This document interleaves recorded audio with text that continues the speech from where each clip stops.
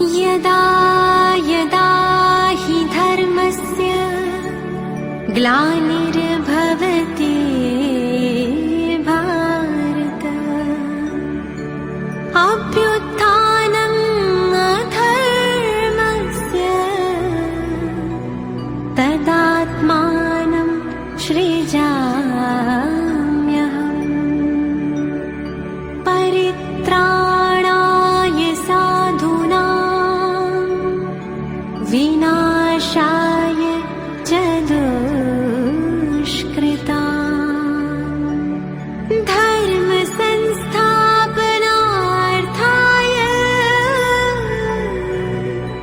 संभवामि संगम युगे।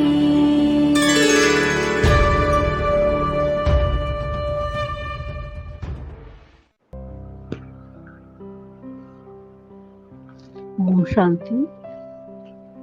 इंद्रिय अव्यक्त मुरली ब्राह्मणों का मुख्य धंधा समर्पण करना और कराना। இன்றைய தேதி 24 ஜனவரி 1970, 24th ஜனவரி 1970. பிராமணர்களின் முக்கியமான தொழிலே சமர்ப்பணம் செய்வதும் மற்றவரையும் சமர்ப்பணம் செய்விப்பதுமே ஆகும். अपने जीवन की नैया किसके हवाले की है? தன்னுடைய வாழ்க்கை படகை யார் கையில் கொடுத்துள்ளீர்கள்? சிவ பாபா கே ஹேனா? சிவ பாபாவின் கையில் தானே கொடுத்துள்ளீர்கள். श्रीमत पर पूर्ण रीति से चल रहे हो? श्रीमत पடி முழுமையாக நடக்கின்றீர்களா? श्रीमत पर चलना अर्थात हर कर्म में अलौकिकता लाना. श्रीमत படி நடப்பது என்றாலே ஒவ்வொரு செயலிலும் அலௌகீகமான ஆன்மீக தன்மையை கொண்டு வருவதாகும்.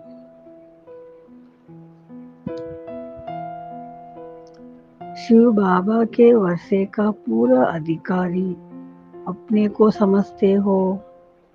शिव பாபாவின் ஆஸ்திக்கு முழு அதிகாரியாக தன்னை உணர்கின்றீர்களா? जो वर्षा के अधिकारी बनते हैं उन्हों का सर्व के ऊपर अधिकार होता है.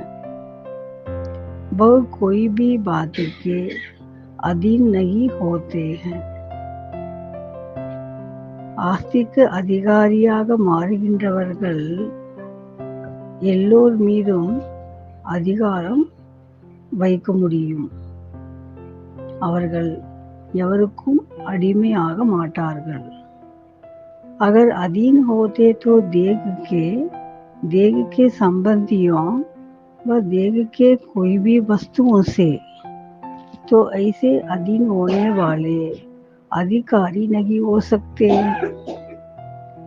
அப்படி அடிமையாக இருப்பவர்கள் தேகத்திற்கோ தேக உறவுகளுக்கோ மற்றும் உள்ள பொருட்களுக்கோ அடிமையாக இருப்பவர்கள் அதிகாரி ஆக முடியாது. அதிகாரி அதீன் நகி ஹோத்தே ஹைன். அதிகாரியானவர்கள் அடிமையாக மாட்டார்கள். அப்படி அடிமையாக இருந்தால் அதிகாரம் செலுத்த முடியாது. தந்தையின் ஆஸ்திக்கு அதிகாரியும் ஆக முடியாது.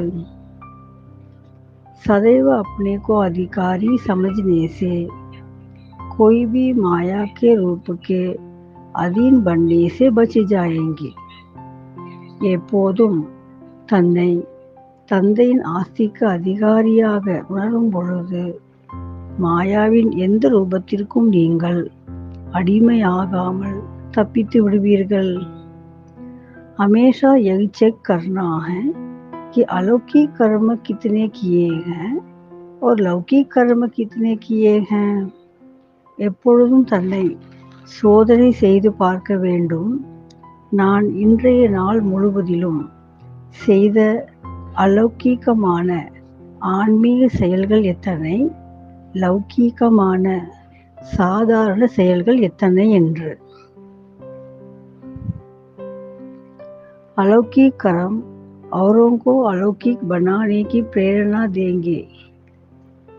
நாம் செய்கின்ற அலௌகீகமான ஆன்மீக செயலானது மற்றவர்களையும் அப்படி ஆன்மீக செயல் செய்விப்பதற்கான தூண்டுதலை தரக்கூடியதாக அமையும். सभी ने यह लक्ष्य रखा है कि हम सभी ऊंचे से ऊंचे बाप के बच्चे ऊंचे से ऊंचा राज्य पद प्राप्त करेंगे व जो मिलेगा वही ठीक है. குழந்தைகள் நீங்கள் அனைவரும் இந்த ஒரு லட்சியம் வைத்துள்ளீர்களா? நாம் அனைவரும் மிக உயர்ந்த பிராமண குழந்தைகள் உயர்ந்த ராஜ்ய பதவி அடைந்தே தீருவோம். அப்படி உணர்கின்றீர்களா அல்லது எது கிடைத்தாலும் சரி என்று நினைப்பீர்களா? जब ऊंचे से ऊंचे बाप के बच्चे हैं तो लक्ष्य भी ऊंचा रखना है. தந்தையினுடைய மிக உயர்ந்த குழந்தைகள் மிக உயர்ந்த தந்தையின் குழந்தைகளாக நீங்கள் இருக்கும் பொழுது உங்கள் லட்சியமும் உயர்வாகத்தானே வைக்க வேண்டும்.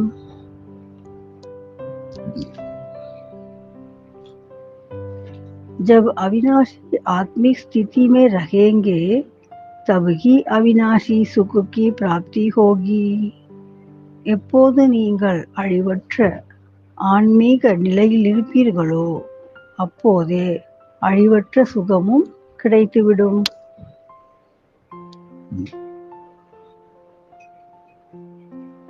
ஆத்மா அவினாஷி ஹேனா, ஆத்மா என்றும் அழியாததுதானே.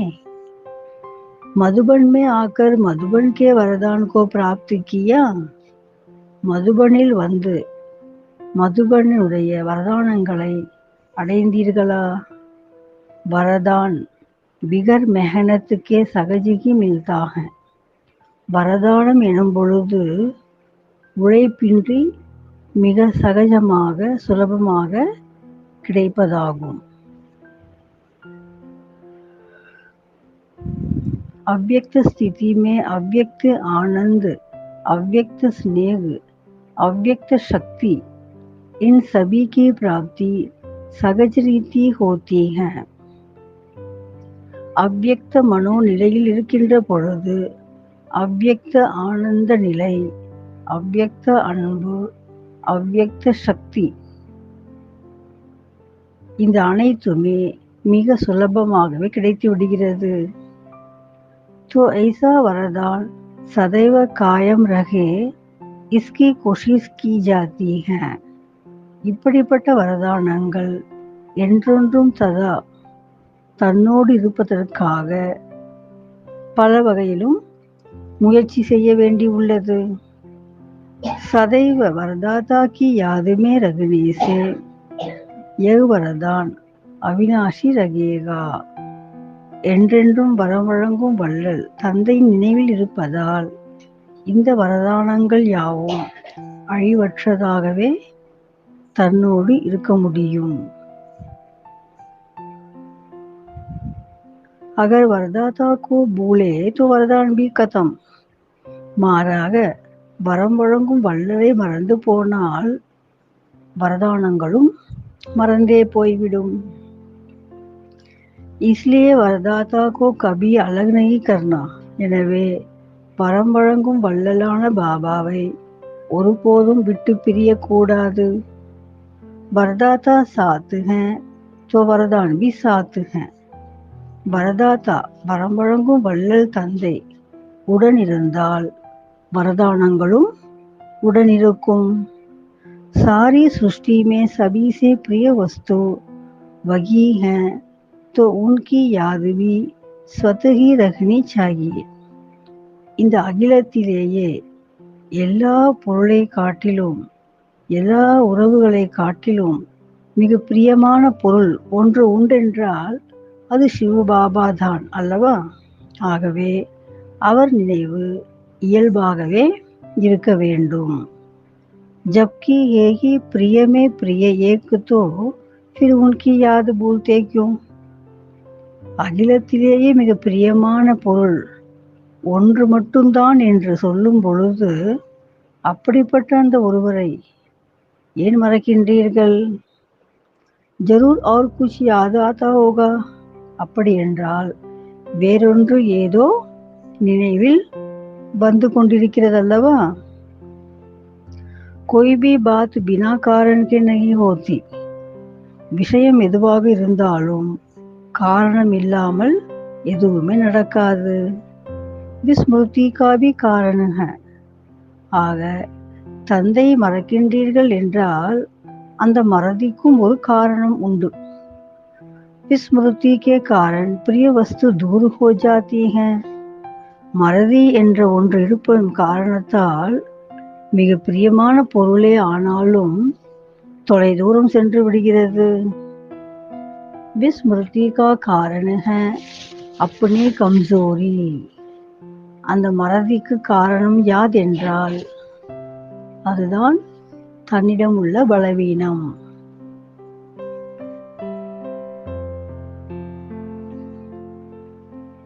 जो श्रीमत मिलती हैं उन पर पूरी रीति से न चलने के कारण कमजोरी आती हैं. ஸ்ரீமத் என்ன கிடைக்கின்றதோ அதை முழுமையாக பின்பற்றாத காரணத்தால் தான் பலவீனம் வந்து விடுகிறது. और कमजोरी के कारण विस्मृति होती है. மேலும் அந்த பலவீனம் வருவதால் மறதியும் ஏற்படுகிறது. இப்படி ஒன்றுக்கொன்று துணை இருக்கின்றது, தொடர்பு இருக்கின்றது. விஸ்மிருதி மே பிரிய வஸ்து பூல் ஜாத்தி ஹை. மறதி என்ற ஒன்று வரும் பொழுது பிரியமான பொருளே ஆனாலும் கூட அது மறந்து விடுகிறது. इसलिए सदैव कर्म करने के पहले श्रीमत की स्मृति रख फिर हर कर्म करो. ஆகவே எப்போதுமே ஒரு செயலை செய்வதற்கு முன்னதாக ஸ்ரீமத்தை நினைவில் கொண்டு வந்த பிறகே ஒவ்வொரு செயலையும் செயல்முறைப்படுத்த வேண்டும். तो फिर वह कर्म श्रेष्ठ होगा. அப்படி செய்யும் பொழுது செய்யும் ஒவ்வொரு செயலும் உன்னதமான செயலாக, உயர்வான செயலாக, சிரேஷ்டமான செயலாக அமையும். श्रेष्ठ कर्म से श्रेष्ठ जीवन स्वतः ही बनती है. உன்னதமான செயல் செய்யும் பொழுது வாழ்க்கையும் உன்னத நிலையை இயல்பாகவே அடைந்து விடுகிறது. इसलिए हर कार्य के पहले अपनी चेकिंग करनी है. எனவே ஒவ்வொரு செயலுக்கும் முன்னாலும் தன்னைத்தான் சோதித்து அறிய வேண்டும். कर्म करने के बाद चेकिंग करने से जो उल्टा कर्म हो गया उसका तो विकर्म बन गया. ஒரு செயல் செய்து முடித்த பிறகு சோதிப்பதால் பயனேதும் இல்லை. தவறு நடந்ததாகிவிடும், விகர்மமாகிவிடும் அல்லவா? इसलिए पहले चेकिंग करो फिर कर्म करो. ஆகவே முதலில் சோதனை செய்யுங்கள், பிறகு செயல்படுங்கள். ईश्वरीय पढ़ाई बहुत सहज और सरल रीति किसको देने का तरीका आता है. இந்த ஈஸ்வரிய படிப்பை மிக எளிமையாக, மிக சரளமான வகையில் ஒருவருக்கு வழங்கக்கூடிய முறை உங்களுக்கு தெரியுமா? एक सेकंड में किसको बाप का परिचय दे सकते हो. ஒரு நொடியில் யாருக்காவது நீங்கள் தந்தை பற்றி அறிமுகம் தருவீர்களா? जितना औरों को परिचय देंगे उतना ही अपना भविष्य प्रारब्ध बनाएंगे. எந்த அளவுக்கு மற்றவர்களுக்கு தந்தையின் அறிமுகம் தருவீர்களோ அந்த அளவிற்கே தன்னுடைய எதிர்கால பலனை அமைக்க முடியும். யகான் தேனா और वहां लेना, இங்கே கொடுப்பதுதான் அங்கே பெறுவதாகும். तो गोया लेना ही है, ஆக பெற்றே ஆக வேண்டுமல்லவா. जितना देते रहो उतना समझो हम लेते हैं, எந்த அளவுக்கு கொடுத்து கொண்டே இருப்பீர்களோ புரிந்து கொள்ளுங்கள் நாம் எடுத்துக்கொண்டிருக்கின்றோம். इस ज्ञान का भी प्रत्यक्ष फल और भविष्य के प्रारब्ध प्राप्ति का अनुभव करना है. இந்த ஞானத்தின் கைமேல் பலனான எதிர்கால பலனையும் இன்றே அனுபவம் செய்ய வேண்டும். वर्तमान के प्राप्ति के आधार पर ही भविष्य को समझ सकते हो. நிகழ்காலத்தின் பலனை வைத்துதான் நாளைய எதிர்கால பலனை உணர முடியும். वर्तमान अनुभव भविष्य को स्पष्ट करता है. இன்றைய அனுபவமே நாளைய பதவியை தெள்ளத் தெளிவாக காண்பிக்கக்கூடியது. अपने को किस रूप में समझ कर चलते हो, தன்னை எப்படியாக உணர்ந்து நடந்து கொள்கின்றீர்கள். मैं शक्ति हूँ, जगत की माता हूँ, यह भावना रखती है. நான் சக்தி ஆவேன், நான் ஜகத்தினுடைய ஒரு தாயாக விளங்குபவள், இப்படிப்பட்ட பாவனை உள்ளதா உங்களுக்கு?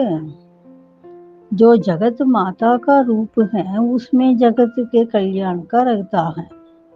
யார் ஒருவர் தன்னை ஜகத் மாதா என உணர்வாரோ அவருக்குள் உலக நன்மை மட்டுமே தான் அடங்கியிருக்கும். சிவசக்தி रूप में कोई भी कमजोरी नहीं लगेगी. சிவசக்தியாக விளங்கும் ஒருவரிடம் எந்த ஒரு பலவீனமும் இருக்க முடியாது. तो मैं जगत माता हूँ और शिव शक्ति हूँ, यह दोनों रूप स्मृति में रखना, तब माया जीत बनेंगे. ஆக நான் ஒரு புறம் ஜகத் மாதாவாக இருக்கின்றேன், இன்னொரு புறம் சிவசக்தியாக இருக்கின்றேன். இந்த இரண்டையும் நினைவில் வைக்கும் பொழுது மாயாவையும் வென்றவர் ஆவீர்கள். और विश्व के कल्याण की भावना से कई आत्माओं के कल्याण की निमित्त बनेंगे. மேலும் உலக நன்மைக்கான பாவனை இருக்கும் பொழுது அநேக ஆத்மாக்களின் நன்மைக்கு நீங்கள் முன்னோடியாக விளங்குவீர்கள். नष्ट मोह संबंध से वह अपने शरीर से बने हो, தன்னுடைய உறவுகளிடமிருந்து தன்னுடைய தேகத்திடமிருந்து கூட மோகத்தை அறவே நீக்கிய நஷ்டமோக நிலை அடைந்து விட்டீர்களா? நஷ்ட மோகா की लास्ट स्टेज कहाँ तक है? மோகத்தை வென்ற நஷ்டமோக நிலை என்பது இறுதியில் எவ்வளவு தூரம் இருக்கின்றது? जितना नष्ट मोगा बनेंगे उतना स्मृति रूप बनेंगे. எந்த அளவுக்கு மோகத்தை அறவே நஷ்டம் செய்வீர்களோ அந்த அளவுக்கு நினைவின் சொரூபமாக மாறுவீர்கள். स्मृति को सदा कायम रखने के लिए साधन है नष्ट मोगा बनना. தந்தையின் நினைவை சதா என்றென்றும் நிலை பெறச் செய்ய வேண்டும் என்றால் அதற்கான ஒரே வழி நஷ்ட மோகா நிலை அடைவதே ஆகும். நஷ்ட மோகா பண்ணா சகஜ் ஹை வ முஷ்கில் ஹை. அப்படி மோகத்தை அறவே நீக்குவது உங்களுக்கு கடினமா அல்லது சுலபமா? जब अपने आप को समर्पण कर देंगे तो फिर सभी सहज होगा ना. எப்போது தன்னைத்தானே தந்தைக்கு முன்பாக அர்ப்பணித்து விடுவீர்களோ பிறகு எல்லாமே சுலபம்தானே. अगर समर्पण न करके अपने ऊपर रखते हो तो मुश्किल बात था. மாறாக தந்தைக்கு முன்பாக சமர்ப்பணம் செய்யாமல் தன்னிடமே வைத்து கொண்டால் அப்போதுதான் கடினம் அனுபவமாகிறது. सहज बनाने का मुख्य साधन है समर्पण करना. மாறாக சுலபமாக இருப்பதற்கு எளிமையான முதன்மையான வழி சமர்ப்பணம் செய்வதாகும். பாபா கோ ஜோ சாகியே வோ கராவே. சமர்ப்பணம் என்பது அர்த்தம் என்ன? தந்தைக்கு எது பிரியமோ அதையே செய்ய வேண்டும். தந்தைக்கு எது தேவையோ அதையே செயல்படுத்தி காட்ட வேண்டும். जैसे मशीन होती है उन द्वारा सारा कारखाना चलता है. मशीन का काम है कारखाने को चलाना. எப்படிப்பட்ட மெஷின் எந்திரமோ அப்படிப்பட்ட வேலை தன்னில் தானாக நடந்து கொண்டு இருக்கிறது. மெஷினுடைய வேலையே தொழிலை செவ்வனே செய்வது தானே. वैसे हम निमित्त हैं. அது போலவே நாமும் நிமித்தமாக இருக்கின்றோம். சலானே வாலா ஜெய்சே சலாவே. நான் ஒரு கருவியாக நிமித்தமாக இருக்கின்றேன். கருவியான என்னை எப்படி பயன்படுத்த வேண்டுமோ எப்படி இயக்க வேண்டுமோ அப்படி இயக்குபவர் இயக்கிக் கொள்ளட்டும். அம்கோ சல்னா ஹை. இயக்குபவர் இயக்குவார். நான் அப்படியே நடந்து செல்ல வேண்டும், இயங்கி செல்ல வேண்டும். ஐசா சமஜ்னே சே முஷ்கிலாத் நஹி ஃபீல் ஹோகி. இப்படியெல்லாம் உணரும் பொழுது கடினம் என்பதே இருக்காது. யஹ் ஸ்திதி தின் பிரதி தின் பரிபக்வ கர்னி ஹை. இப்படிப்பட்ட மனோநிலையை நாளுக்கு நாள் பரிபக்குவமாக மாற்ற வேண்டும். इस मुख्य बात पर अटेंशन रखना है. இந்த விஷயத்தில் முக்கியமாக கவனம் வைக்க வேண்டும். जितना स्वयं को समर्पण करते हैं बाप के आगे उतना ही बाप भी उन बच्चों के आगे समर्पण होते हैं. எந்த அளவுக்கு தந்தைக்கு முன்பாக தன்னை அர்ப்பணம் செய்கின்றீர்களோ அந்த அளவிற்கே தந்தையும் குழந்தைகளுக்கு முன்பாக समर्पणम आगिंद्रार. अर्थात जो बाप का खजाना है वह स्वतः ही उनका बन जाता है. அதாவது தந்தையிடம் என்னவெல்லாம் பொக்கிஷம் உள்ளதோ அவையெல்லாம் தானாகவே அந்த குழந்தையின் பொக்கிஷமாக மாறிவிடுகிறது. जो गुण अपने में होता है वह किसको देना मुश्किल क्यों. தன்னிடம் இருக்கின்ற நற்குணங்களை பிறருக்கு வழங்குவதில் ஏதேனும் கஷ்டம் ஏற்படுமா என்ன? சமர்ப்பண் கர்னா और कराना. சமர்ப்பணம் செய்வது செய்விப்பது. यही ब्राह्मणों का धंधा है. இதுவே பிராமணர்களின் தொழிலாகும். जो है ही ब्राह्मणों का धंधा तो ब्राह्मणों के सिवाय और कौन जानेंगे. பிராமணர்களின் தொழில் என்னவாக இருக்கிறதோ அதை பிராமணர்கள் அன்றி வேறு யார் அறியக்கூடும்? வேறு யாருக்காவது இந்த தொழிலை பற்றி தெரியுமா என்ன? जैसे बाप तोड़े में राजी नहीं होता बच्चों को भी तोड़े में राजी नहीं होना. எப்படி தந்தை சிறிய விஷயத்திலேயே மனம் திருப்தி பெறுவதில்லை, அவ்வாறே குழந்தைகளும் சிறிதளவு செய்துவிட்டு திருப்தி கொள்ளக்கூடாது. நிச்சய की निशानी क्या है. நம்பிக்கையின் அடையாளம் என்ன? விஜய், வெற்றி என்பதே ஆகும். जितना निश्चय बुद्धि होंगे उतना ही सभी बातों में विजयी होंगे.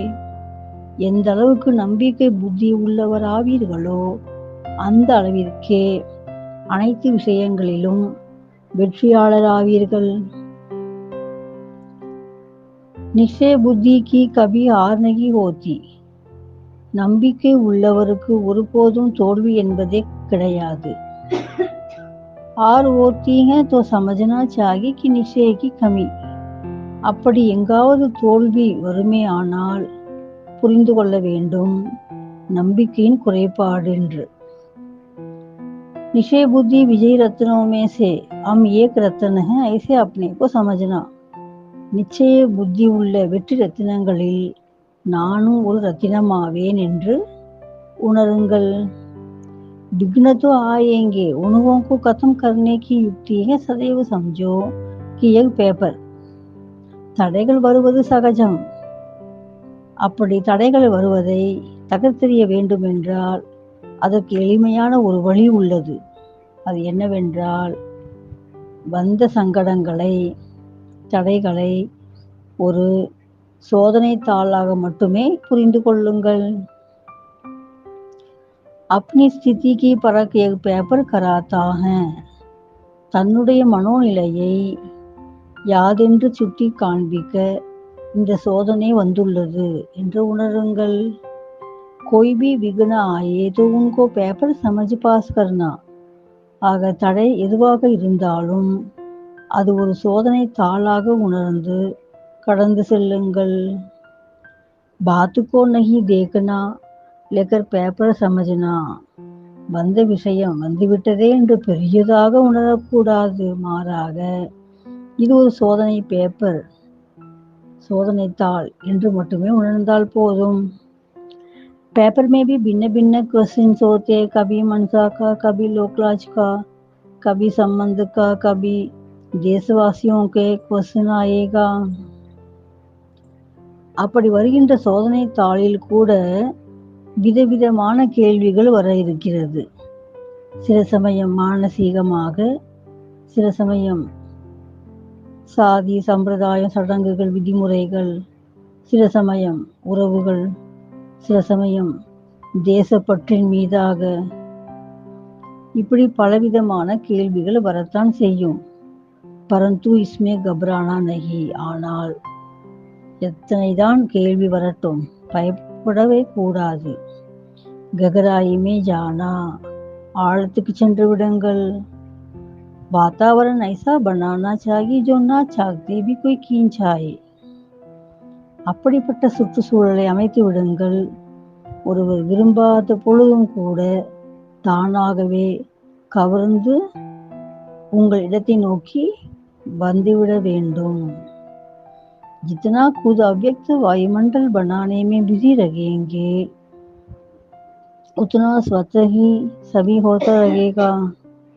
எந்த அளவுக்கு நீங்கள் தனக்குள் அவ்யக்த ஆன்மீக மனோநிலையை அமைத்து தான் இருக்கும் இடத்தை ஆன்மீக வைப்ரேஷன் உள்ள இடமாக அமைத்து கொள்வதில் சதா மும்மரமாக ஈடுபட்டு கொண்டே இருக்கிறீர்களோ அந்த அளவிற்கு எல்லாமே தானாகவே உங்களுக்கு நடந்தேறும். जैसे रास्ते जाते कोई खुशबू आती है तो दिल होती है कि जाकर देखे क्या. எப்படி வழியில் சென்று கொண்டிருக்கும் பொழுது எங்கிருந்தோ ஒரு நறுமணம் வருவதென்றால் தானே திரும்பி பார்க்கின்றோம் அல்லவா. அங்கு போய் பார்க்கலாம் என்று மனம் செல்கிறதல்லவா. அவ்வாறே வைசே எல் அவ்யக்த குஷ்பு பினா சாக்தே ஹுயே கிஞ்சேகி.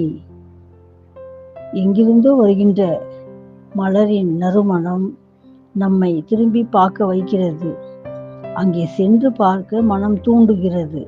அப்படியே நீங்கள் அமைத்து வைத்த ஆன்மீக அந்த வாசனையும் எங்கோ சென்று கொண்டிருப்பவர்களையும் உங்களிடம் நோக்கி தானே கவர்ந்து இழுத்து கொண்டு வந்துவிடும்.